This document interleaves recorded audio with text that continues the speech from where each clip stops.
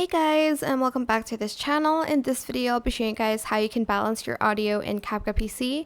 So for instance, there's more audio on the right side of your earphone or on the left side. So to fix this, you're going to add the audio here, scroll down to voice channels, well, just channels, and there's fill right with left and fill left with right.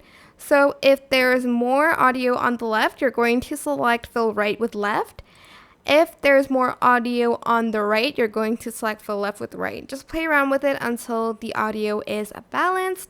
And that is it. You can also enable loudness normalization to up the audio a bit. I hope this tutorial was helpful for you guys. Don't forget to like, comment, share, and also subscribe to this channel if you haven't done that already. If you have any more questions, just leave it in the comment section down below. I will try my best to answer them all for you guys. And if you found this video helpful, please click the thanks button above the description box down below. Thank you so much for watching. Bye!